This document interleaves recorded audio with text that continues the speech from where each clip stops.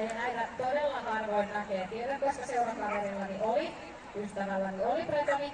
Ja tämän Bretonin nimi on Lana ja Lea Peistänen. Ja jos tää tuloksessa pitää paikkansa, niin Ylöjärven tulos on tällä hetkellä 10. Oi. Se on kovaa vaikutusta. Ei, 1-2. Sori.